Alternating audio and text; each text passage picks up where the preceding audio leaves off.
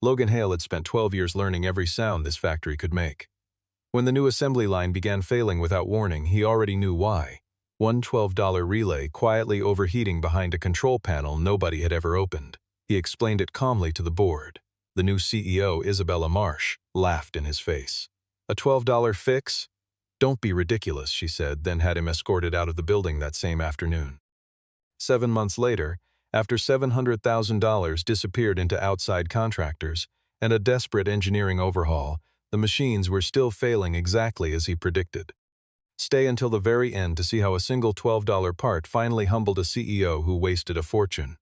Falcon Motors sat on the edge of a small industrial town in Ohio, the kind of place where the factory whistle still meant something and the parking lot filled with the same trucks every morning at 6. Logan Hale had walked through those gates for 12 years, long enough to know the building the way some men know their own hands, the way a farmer knows weather before the sky changes. He was 34 years old, broad-shouldered from years of climbing scaffolding and crawling under conveyor lines, and he carried himself with the quiet patience of a man who had learned that machines, unlike people, always told the truth if you listened closely enough. His wife had passed away when their daughter was barely 3, leaving Logan to build a small, steady life alone in a rented house 2 streets from the elementary school, where mornings began with cereal bowls and quiet routines rather than conversation. He never complained about any of it, not to coworkers, not to neighbors, and certainly not to his daughter, who only ever knew her father as calm, dependable, and endlessly patient with her questions.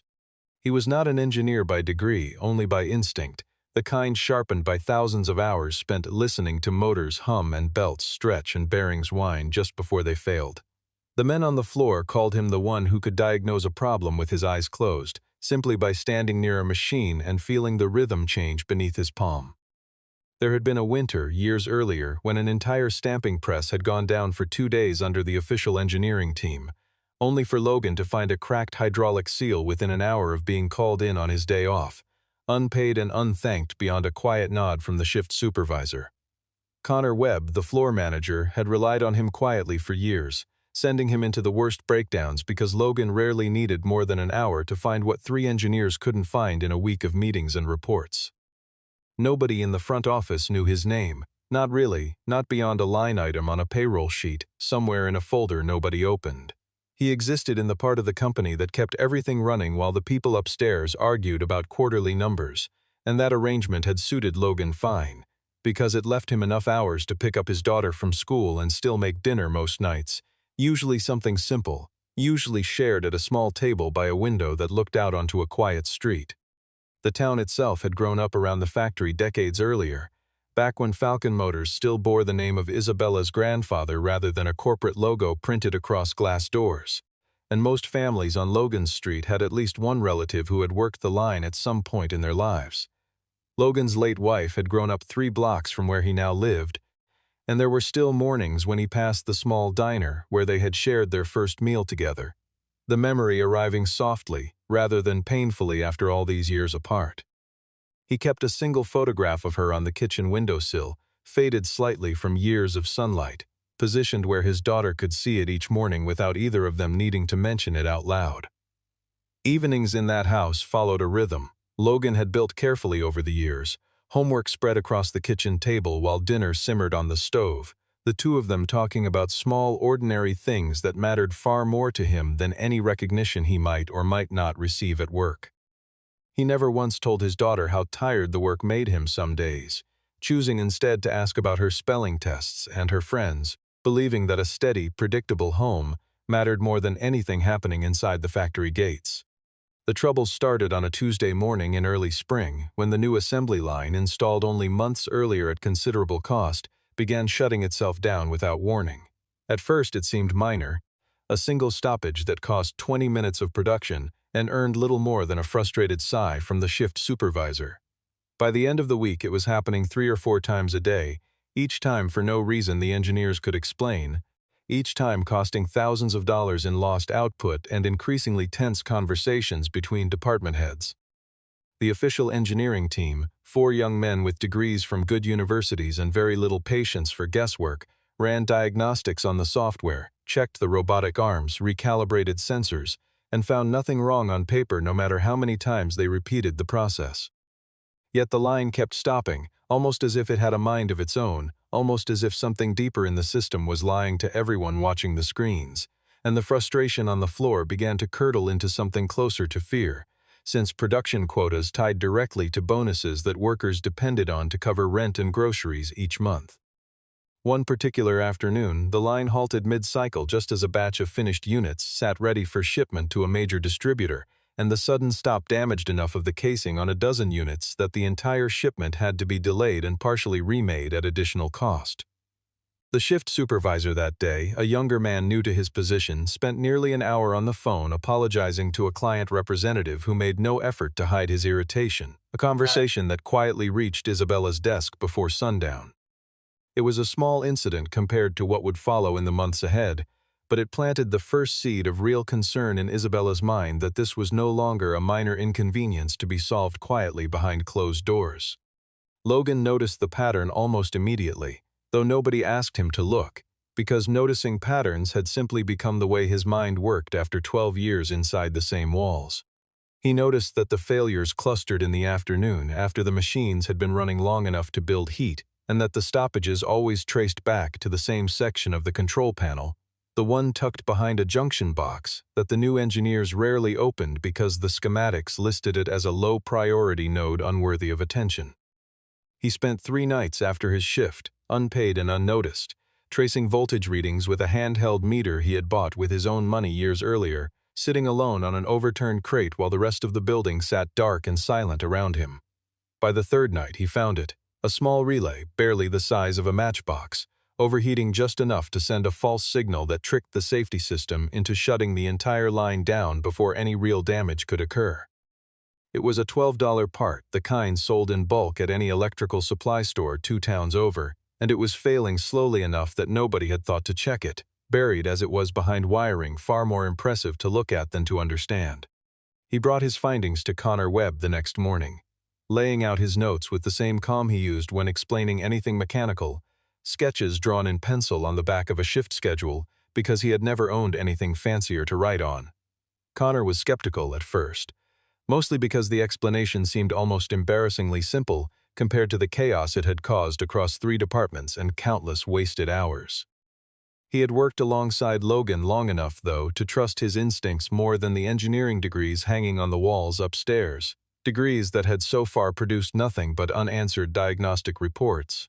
Connor agreed to bring the discovery to the upcoming leadership meeting, the one where the new CEO would finally address the production crisis in front of the full board, a meeting Connor had been dreading for nearly 2 weeks. He told Logan to be ready to explain it clearly, briefly, without the technical detail that tended to lose people who had never held a wrench in their lives.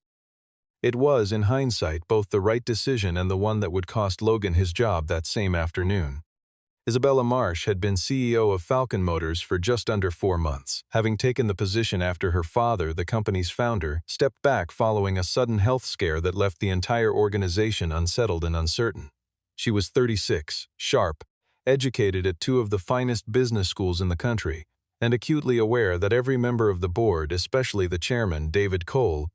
was watching her decisions with the skepticism reserved for someone who had inherited authority rather than earned it through decades of standing on a factory floor.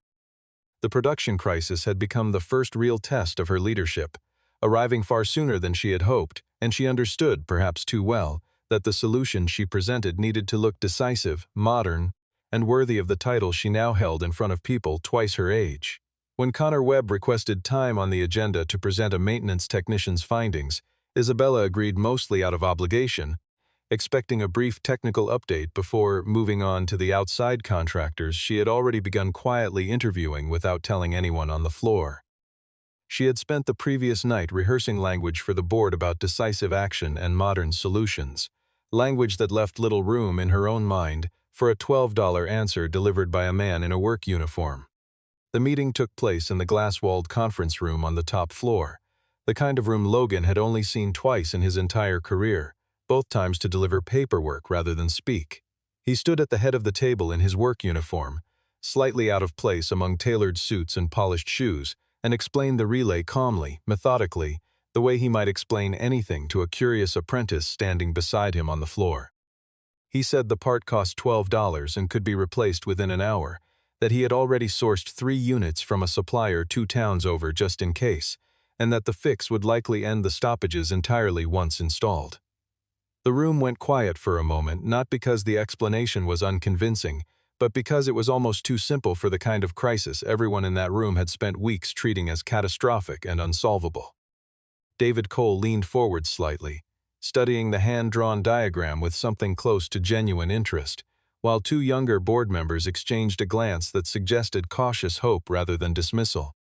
Isabella looked at the diagrams Logan had drawn by hand, looked at the simple wiring sketch tucked beside complex engineering reports stacked neatly on the table in front of her, and something in her hardened almost instantly. She needed, in that moment, to appear commanding in front of David Cole, who sat at the far end of the table with his arms crossed, waiting to see whether his newest executive could handle pressure without flinching or deferring to someone several pay grades beneath her. A $12 relay suggested by a maintenance worker with no engineering degree did not fit the image of bold modern leadership she had spent 4 months trying to build inside this room. "A $12 fix? Don't be ridiculous," she said, her voice sharp enough to cut through the quiet, loud enough that nobody dared contradict her or ask a single follow-up question.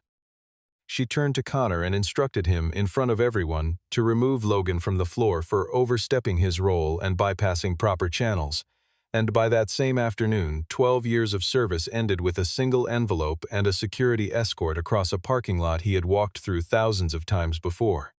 Within a week, Isabella had hired an outside engineering firm to take full control of the production crisis, eager to demonstrate to the board that she was solving the problem with serious, credentialed expertise rather than guesswork pulled from the factory floor.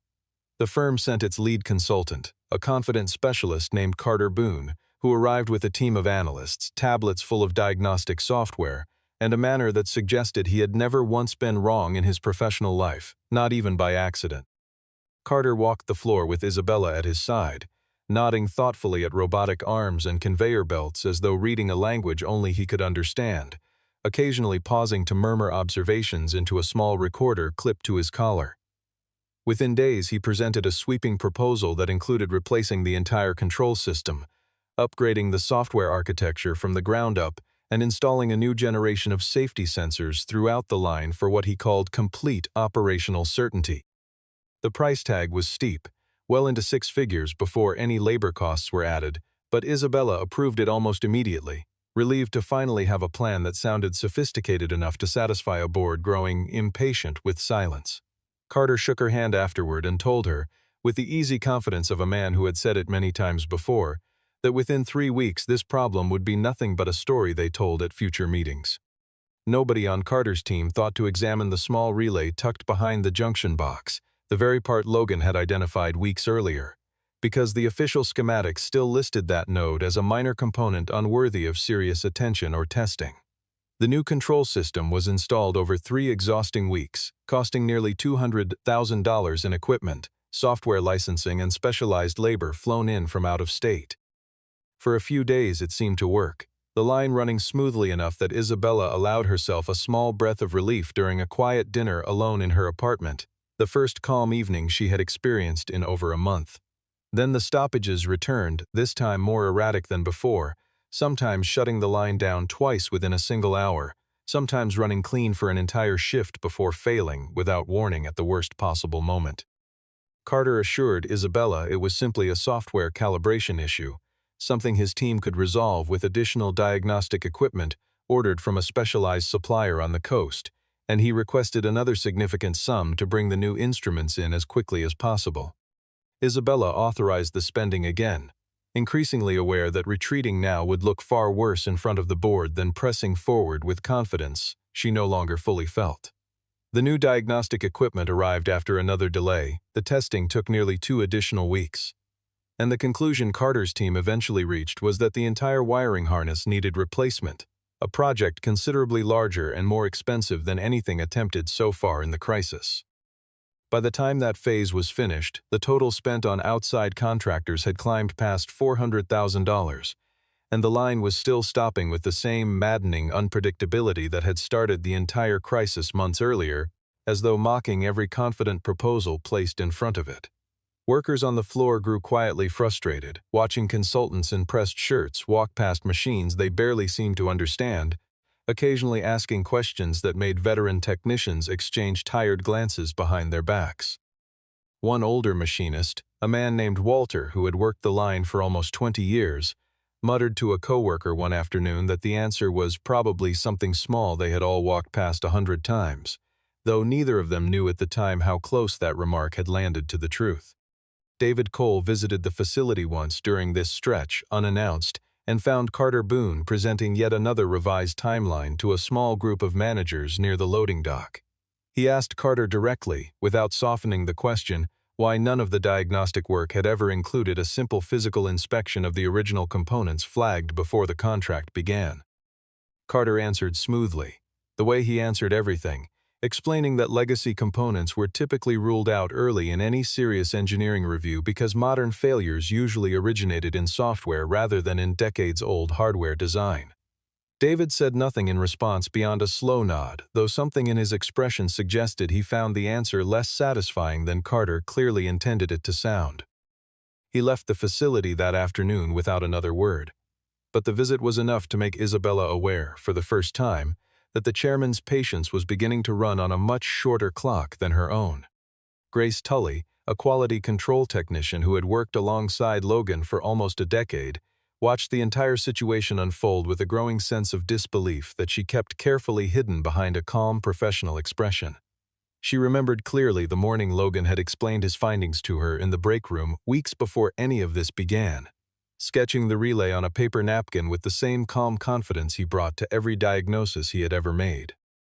She kept his explanation in the back of her mind through each failed attempt by the outside firm, through each new round of expensive equipment arriving on pallets at the loading dock, through every meeting where Isabella reassured the board that a permanent solution was close at hand. Grace was careful, though, knowing that mentioning Logan's name too loudly might cost her own position, especially after watching how quickly and publicly the CEO had dismissed him that first afternoon in the glass-walled conference room. She found herself, more than once, standing near the junction box during her rounds, staring at the section of panel Logan had once pointed to, fighting the urge to say something to anyone who might actually listen. The financial pressure on Isabella intensified as the weeks turned into months, and the crisis began reaching far beyond the factory floor into territory she had never expected to navigate so early in her tenure. One of Falcon Motors' largest clients, a regional distributor responsible for nearly a third of the company's annual revenue, sent a formal warning letter threatening to cancel its contract entirely if delivery delays continued past the next quarter. Industry publications picked up on the story shortly after, framing it as a cautionary tale about a young CEO struggling under the weight of a role she had inherited rather than earned through years on a production floor, language that stung Isabella far more than she allowed anyone around her to see. David Cole called an emergency board session on a humid afternoon in midsummer, his patience visibly thinning around the edges of an otherwise composed expression, reminding Isabella in front of the other directors that nearly $700,000 had now been spent without resolving a single root cause of the original failure. He gave her 30 days to fix the problem permanently, his voice calm but unmistakably final, warning that her position depended entirely on what happened within that window of time. Two directors who had supported her appointment months earlier said nothing during the meeting, their silence somehow louder than any objection could have been. One of them, an older woman named Margaret who had sat on the board since the company's earliest years, stopped Isabella briefly in the hallway afterward, away from the others. She said only that numbers could always be explained to shareholders eventually, but trust, once spent carelessly, rarely returned at the same exchange rate. Isabella thanked her for the remark, though she walked the rest of the way to the elevator turning the words over slowly, uncertain whether she had just been comforted or quietly warned. Isabella left that meeting shaken in a way she rarely allowed herself to be, sitting alone in her office long after the building had emptied for the evening, the city lights outside her window, doing little to settle the tightness in her chest. She replayed the numbers in her head, $700,000 spent, a major client threatening to leave, her own authority hanging by a thread in front of a board that had never fully trusted her judgment to begin with. Somewhere beneath the frustration, a smaller and more uncomfortable thought kept resurfacing, one she tried to push away each time it appeared uninvited. She remembered a maintenance worker standing calmly at the head of a conference table, holding up a hand-drawn diagram of a part that cost less than the lunch she had eaten that same day, watching the way he never once raised his voice, even as she dismissed him in front of everyone. She told herself the timing had simply been wrong, that a problem this large could never have had a solution that simple, yet the thought refused to leave her entirely, returning each night in the quiet hour before sleep finally arrived. She thought, too, about her father, recovering slowly in a house across town, and wondered what he would have done in her position all those months earlier. He had built this company from a single rented garage decades before glass conference rooms and outside consultants existed anywhere in its history. And he had always told her, back when she was a girl trailing behind him on factory tours, that the people who actually touched the machines usually knew more than anyone sitting behind a desk. She had nodded along as a child without truly understanding what he meant, and only now, sitting alone with the weight of $700,000 pressing on her chest, did the lesson finally arrive with any real force. It was not a comfortable thought, but it was an honest one, and Isabella allowed herself, for the first time in months, to sit with it rather than push it away. While the crisis consumed Falcon motors from the inside out, Logan had quietly rebuilt a smaller version of his old routine, the kind built around necessity rather than ambition. He took on odd repair jobs around town, fixing appliances and small engines for neighbors who paid what they could afford, sometimes cash, sometimes a few jars of homemade preserves left on his porch as thanks, enough together to keep the lights on and his daughter fed without complaint. He never spoke badly about the company to anyone, not even when old coworkers stopped by the house to share rumors about the chaos still unfolding inside the factory he once knew so well, rumors that grew stranger and more expensive with each passing month. His daughter noticed only that her father seemed a little more tired in the evenings, a little quieter while doing dishes after dinner, though he always made sure to ask about her school day before anything else and never once let the worry show in front of her. He kept his old toolbox by the back door, cleaned and organized exactly as it had always been, as though some part of him understood that the story was not yet finished. One evening, while drying dishes together after dinner, his daughter asked him plainly why he no longer went to the big factory anymore, the one with the loud machines she had visited once on a school trip years earlier. Logan considered the question carefully before answering, the way he considered most things, and told her simply that sometimes grown-ups make decisions that are not fair, but that being right quietly was usually better than being loud about it.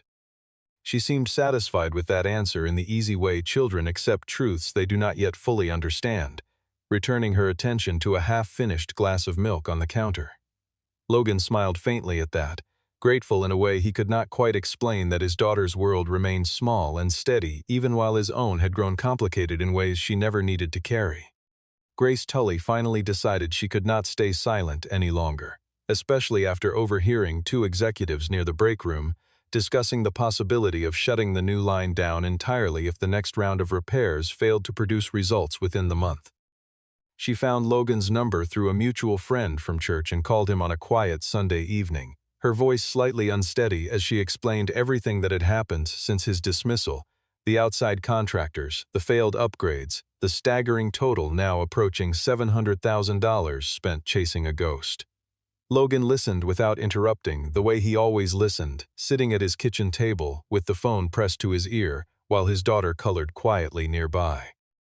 When Grace finished, he simply said that the relay was likely still the problem, since nothing she described suggested anyone had actually located and replaced it during all those weeks of testing. Grace asked, somewhat hesitantly, whether he would be willing to come back if given the chance, and Logan paused only long enough to glance toward his daughter's bedroom door before answering quietly that he would, if asked properly this time, with no conditions attached beyond simple respect. Connor Webb, watching the company's reputation and his own department crumble under the weight of unresolved failures, finally found the courage to raise Logan's name directly with Isabella during a private meeting in her office. He chose his words carefully, framing it not as a contradiction of her earlier decision but as a practical low-cost option worth eliminating before the 30-day deadline expired, something any responsible leader would consider given the circumstances. Isabella resisted at first, the memory of that conference room still sharp and uncomfortable in her mind, unwilling to admit that bringing back the very person she had dismissed so publicly might be her only remaining option. Yet as the deadline closed in and Carter Boone's team requested yet another expensive round of testing equipment, this time citing the need for thermal imaging cameras imported from overseas, her resistance finally gave way to something closer to quiet desperation. She told Connor in a voice far quieter than the one she had used months earlier in that glass-walled room, to call Logan and ask him to return for a single day, framed only as a routine consultation rather than any kind of admission of fault.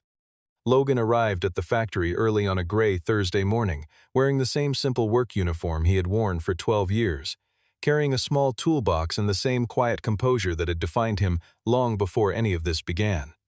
Connor met him at the gate, visibly relieved, shaking his hand a little longer than usual before walking him directly to the section of the line still causing trouble, careful to avoid mentioning the hundreds of thousands of dollars already spent trying to solve what Logan had identified for free months earlier.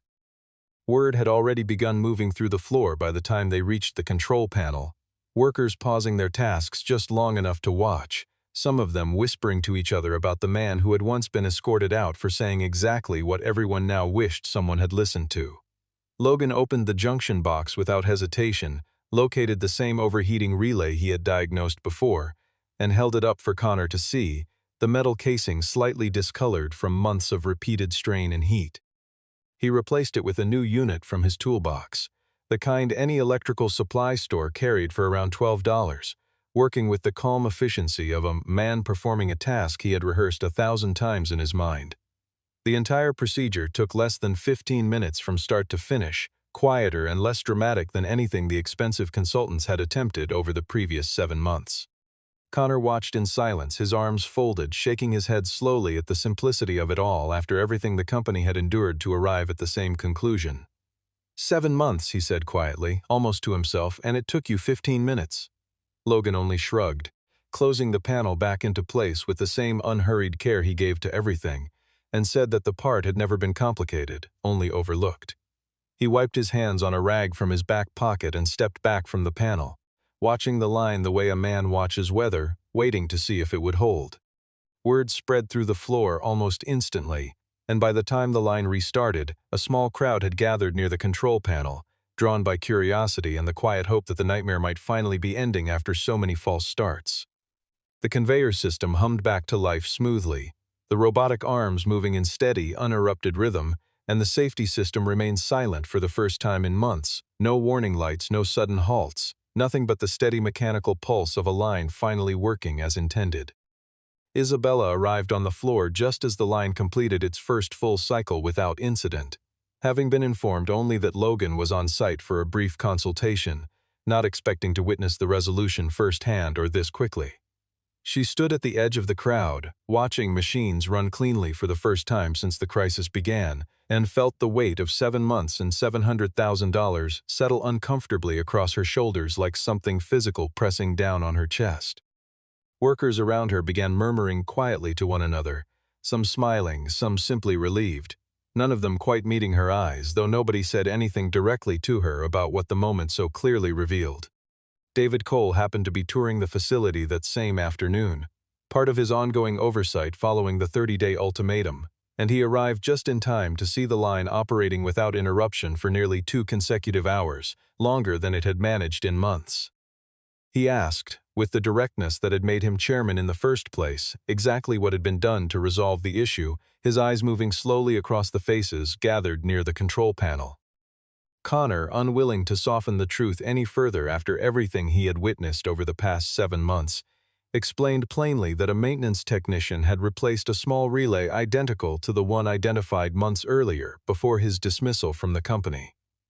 The silence that followed was heavier than anything Isabella had experienced in any boardroom, heavier even than the meeting where her authority had first been openly threatened in front of her peers. David turned to her, his expression unreadable, neither angry nor pleased, simply waiting, and asked only one quiet question: how much had the company spent reaching the same conclusion this man had offered for free almost a year earlier? Isabella did not answer immediately, partly because the number felt almost unbearable to say aloud in front of the very person whose dismissal had set everything in motion months ago. She finally admitted the figure, nearly $700,000 across outside contractors, equipment and testing, and watched David's jaw tighten slightly as he absorbed the full weight of it standing there on the factory floor. Rather than retreating into excuses or deflecting blame onto the consultants, something she might easily have done months earlier in this same position, Isabella turned instead toward Logan, who stood quietly near the control panel, closing his toolbox as though nothing unusual had happened at all. She walked toward him directly, in front of Connor, David, and the small crowd of workers still lingering nearby, and said, simply and clearly, that she had been wrong to dismiss him the way she had, and wrong to dismiss what he knew long before she ever understood the cost of that mistake. Her voice did not waver, though her hands clasped tightly in front of her told a different story to anyone paying close attention. Logan accepted the apology with the same calm he carried into everything, neither gloating nor performing humility he didn't feel, simply nodding once and saying that he only wanted the chance to do his job properly, with the recognition it had always deserved from the very beginning. Isabella, perhaps for the first time since taking the role, allowed herself to be honest in front of the board chairman rather than defensive, admitting quietly that her decision months earlier had been driven more by image and fear than by sound judgment. She offered Logan his position back immediately, along with a newly created role overseeing maintenance diagnostics company-wide, a title that finally matched the expertise he had quietly carried for over a decade without recognition. Logan accepted, not out of triumph or any desire to prove a point, but because the offer felt like simple fairness finally arriving, later than it should have but honest all the same. David Cole shook Logan's hand before leaving the floor that afternoon, a small gesture that carried more weight inside that building than any formal announcement could have managed. In the weeks that followed, Falcon Motors quietly closed its contract with the outside engineering firm, the official explanation citing internal restructuring rather than admitting the full truth to the wider industry watching from a careful distance. Carter Boone moved on to another client without ever acknowledging the relay publicly, his confidence intact despite the outcome, the kind of confidence that rarely seemed to suffer no matter how a project ended. Connor Webb found himself trusted more deeply than ever by both the floor workers and the executives above him. His earlier willingness to speak up for Logan quietly remembered by people who mattered more than he realized at the time. Grace Tully received quiet recognition for her role in finally connecting Logan back to the company, and the two of them often shared a brief, knowing smile whenever the topic of the crisis came up in casual conversation near the break room. She kept the old paper napkin sketch Logan had once drawn for her folded inside a kitchen drawer at home, a small private memento of the night she finally decided silence was no longer worth the cost. Connor, for his part, made a quiet habit afterward of checking in personally with floor technicians before escalating any new problem upward, a small shift in instinct that prevented several smaller issues from ever growing into anything resembling the crisis that came before. Isabella, for her part, began visiting the production floor more often than any CEO before her, listening more than she spoke, gradually earning a kind of respect from the workers that her title alone had never been able to provide on its own. Logan's life changed only modestly on the surface, though the difference mattered enormously to him in ways that were hard to put into words even to himself. He still walked through the same gates every morning, still listened to machines the way other people listened to music, but now his insight carried the weight it always deserved, recognized rather than dismissed by people who once walked past him without a second glance. His daughter noticed, in the simple way children notice such things, that her father seemed lighter in the evenings, more willing to laugh at small jokes during dinner, more present during the quiet hours after homework was finished and dishes were cleared away. Isabella occasionally stopped by his section of the floor, not out of obligation but out of something closer to genuine curiosity, asking questions she once would have considered beneath her position, listening carefully to his answers in a way she rarely had before everything that happened. She kept a small framed copy of his original hand-drawn diagram in her office afterward, not as a trophy but as a quiet reminder of the cost of looking away from simple truths. Nothing between them ever became more than mutual respect carried in small, quiet gestures, an occasional nod across the floor, a brief exchange about a new piece of equipment, nothing rushed or declared beyond what either of them was ready to acknowledge. Yet something had shifted permanently in how the company operated, in how Isabella led, and in how Logan's quiet expertise was treated by everyone who once overlooked it without a second thought. New hires in the engineering department were quietly encouraged, in their first week, to spend time walking the floor with veteran technicians before touching a single diagnostic tablet. A small policy change nobody publicized but everyone on the floor noticed and appreciated. Carter Boone's firm was never mentioned again in any internal meeting, his name fading quickly from a company that had once treated his arrival as a turning point worth celebrating. Even Walter, the older machinist who had once muttered his quiet suspicion about something small being overlooked, found himself occasionally asked his opinion in meetings he would never have been invited to a year earlier. The $12 relay remained, in a strange and almost humbling way, the most expensive lesson Falcon Motors ever learned, a small piece of metal that cost the company nearly $700,000 to rediscover and cost one calm, steady man nothing at all to find in the first place. By the time autumn arrived, the assembly line ran without a single unexplained stoppage, the client letter long since withdrawn. The board's earlier tension quietly dissolved into something far closer to renewed confidence in Isabella's steady, hard-won judgment.